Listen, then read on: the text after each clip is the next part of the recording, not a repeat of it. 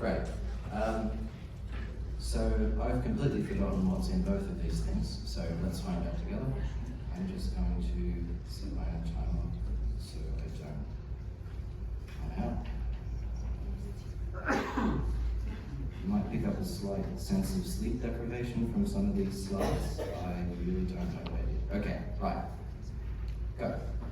So, roughly 6 months into my PhD, before he was effectively sidelined by a personal tragedy, my supervisor gave me one of the best pieces of intellectual guidance I'd ever had.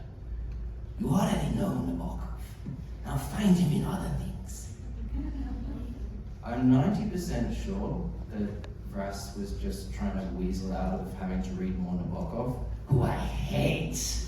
he always says. It's hilarious. Soon after that, though, conveniently, an old flame came in from out of town. And I started two-timing Nabokov with another writer. This guy. Those are his self-portraits.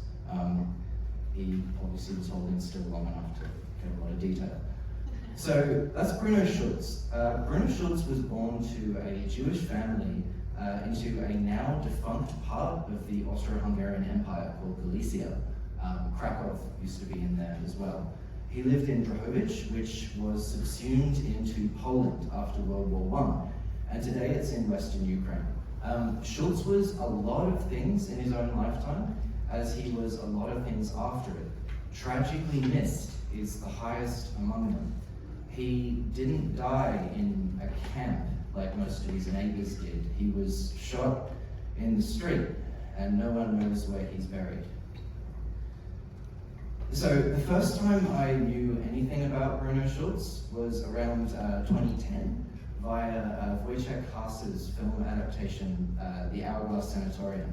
That poster up there on the slide is what drew me in, because why wouldn't it? It's awesome. I fell in love with Schulz pretty much instantly and ordered his collected works, which was a different collection than this one, but this is the current best one. Read his body of work over the summer.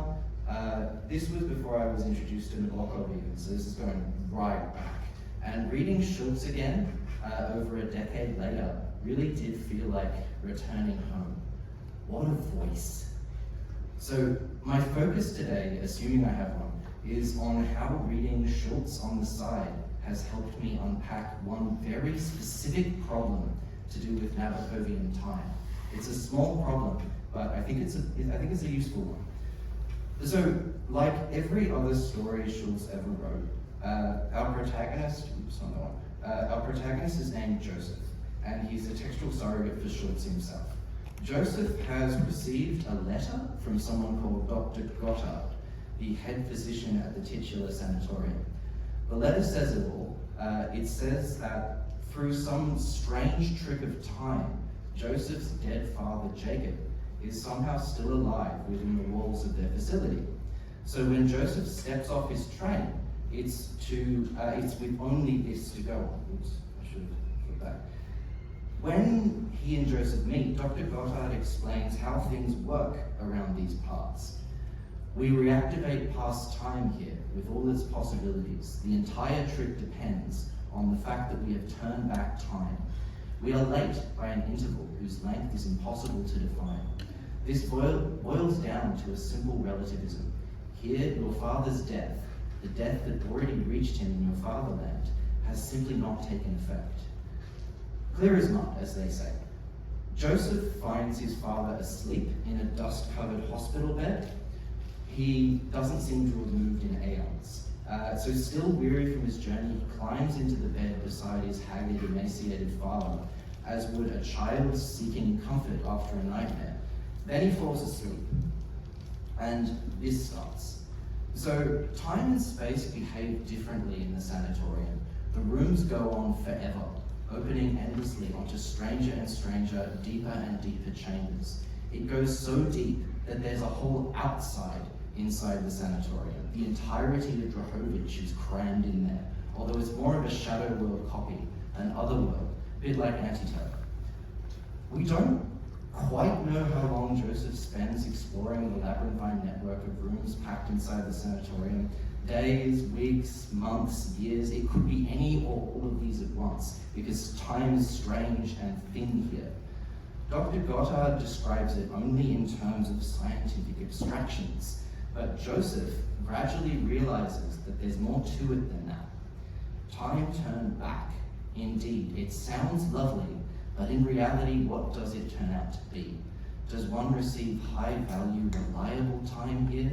Time somehow unwound from a fresh length of cloth? On the contrary, it is threadbare time, worn out by people, tattered time with holes in many places, transparent as a sea. It is no wonder that it is, so to speak, regurgitated time. Please understand me, it is second-hand time. God have mercy. In addition, there's all this highly inappropriate manipulation of time, these immoral dealings, this sneaking into its mechanisms from behind, the reckless fingering near its sensitive mysteries. Sometimes one will let the bang on the table and yell at the top of one's voice, "Enough of this, leave time alone. Time is inviolable. You're not allowed to provoke time," that's my title. Isn't space enough for you? Space is for man. You can roam as much as you like in space. Turn somersaults, roll over, leap from star to star, but the love of God, don't touch time. Where on earth am I? What is going on? What trap have I become ensnared in?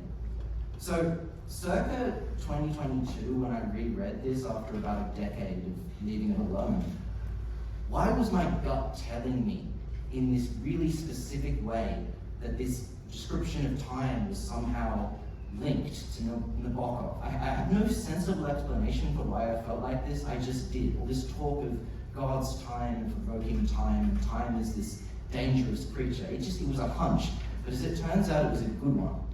So, we all know how much of a douche Nabokov could be when he was talking about other writers, right? Like, of course we do. His sassy takedowns are legendary, and they're hilarious. We all love them. His time theory notes are no different, whether they're in the Bird, or if they're in Stephen J. Parker's notes, or if they're in the books themselves. He's just classic Nabokov. And he's just so certain about everything. Exactly like Van Veen. And I hate Van Veen, as Brass would say, and also me, because I don't like him. It's exhausting. It never seems to lead anywhere, except back to its own certainty. But the one time theorist Nabokov kept a lot of notes on, who doesn't get a single criticism, is John William Dunne. Or perhaps I should say Ian Dunne, because that's the name he went by in his day-to-day life. It's an exciting time to be talking about Ian Dunne, actually, because Guy Inchbold, the world's first and so far only Dunne biographer, has just dropped this staggering tome, The Man Who Dreamed Tomorrow.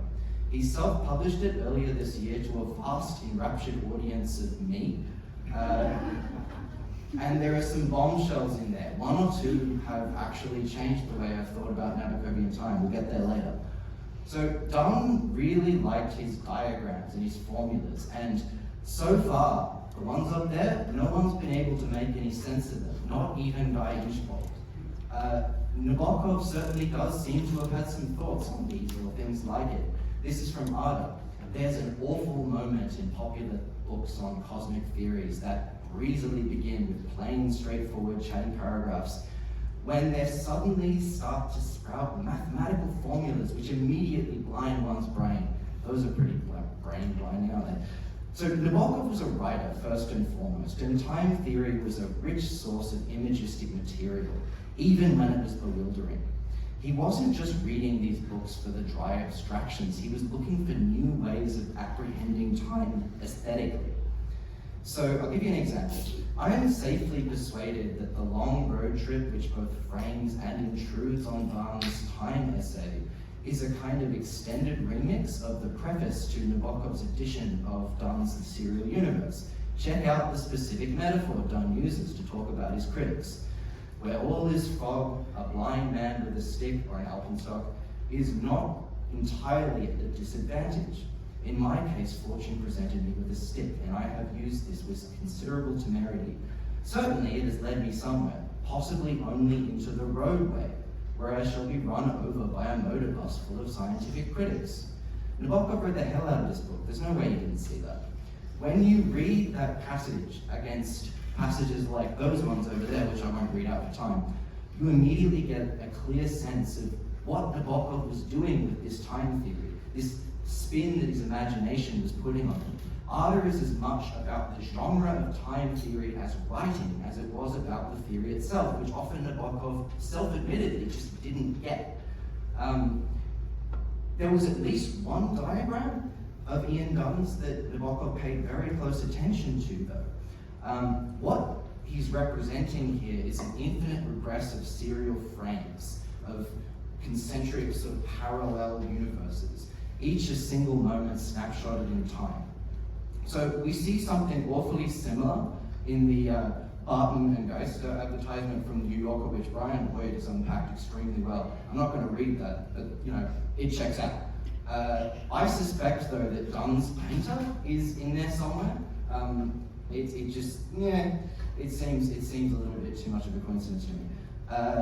So here's the thing, though, and this is the bit that really got me in this book. Ian Dunne hid something extremely important in his time books, and he hid it extremely well. I'll let Guy Inchbold set the scene himself for what is an astonishing letter, which he includes as an appendix, between Dunne and his fiancée on the eve of the publication of his first and most famous time book, An Experiment with Time.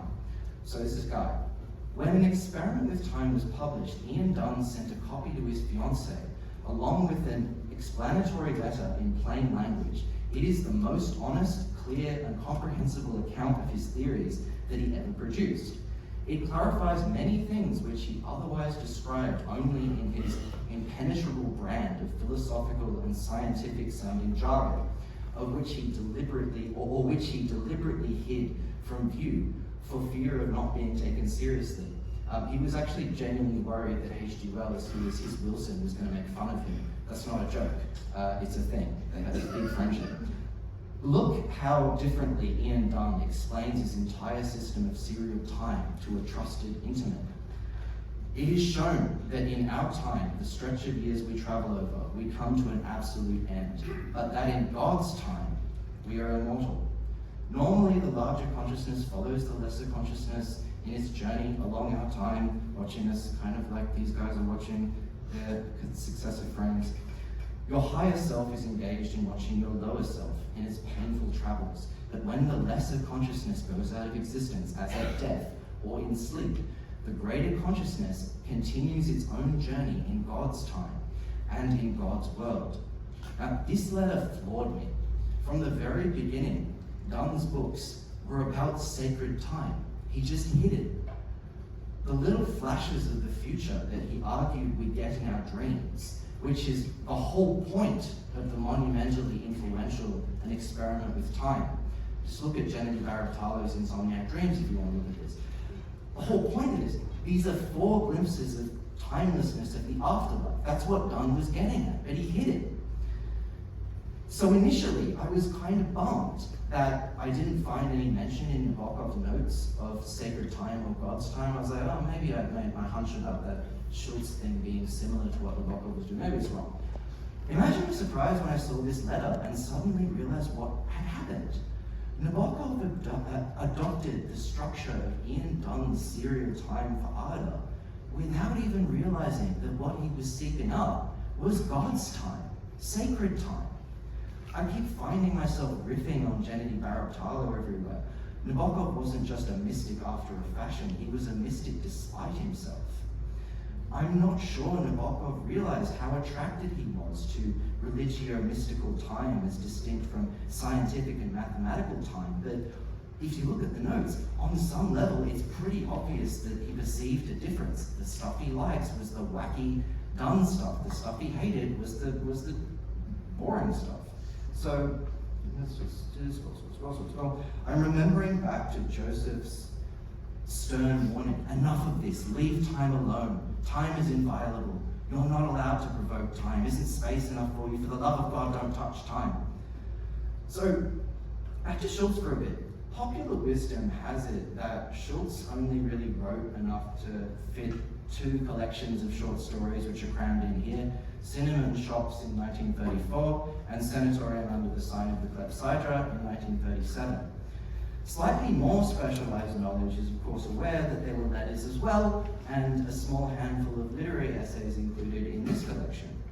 And hyper specialized knowledge, the kind that produces incredibly sane and not at all obsessive documents like this, is distractingly aware that there were more essays than that, and that there are roughly 25,000 words worth of orphan book reviews of Bruno Schulz's that have never appeared in English before.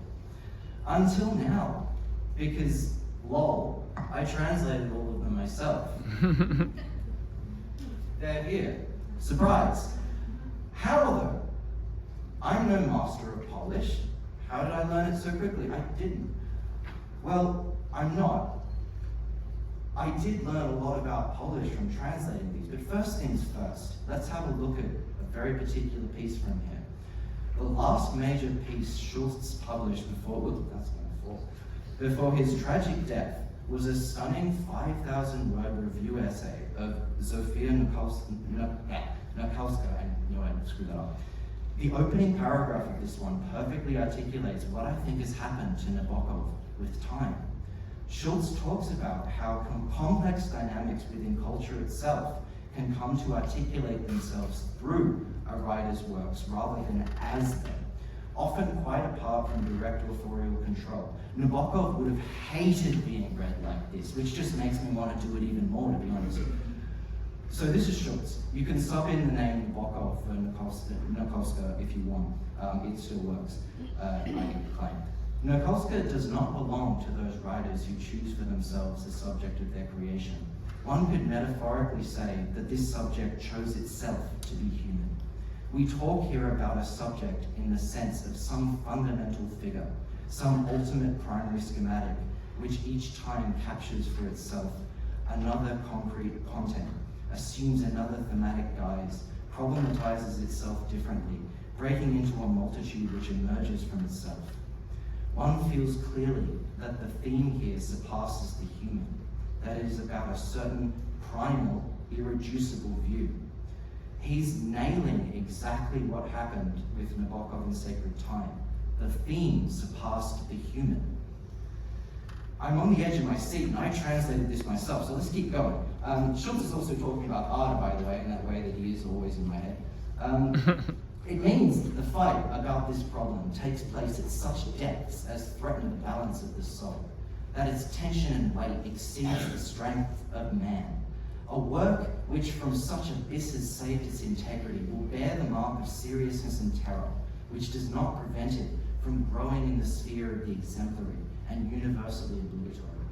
Nakalska's works indeed have just this side of fullness and span the totality of images of the world, from one side always showing some wall scorched by lightning's rending scar, a menacing testimony and remembrance of their mythical births. Her entire humanism, dominated by intellect, cannot, however, conceal the demonic element in her nature, undeniable collusions with the eternally mindless and contrary, with that which cannot ever be included in the conscious ensemble of the soul. Finally, someone who makes sense.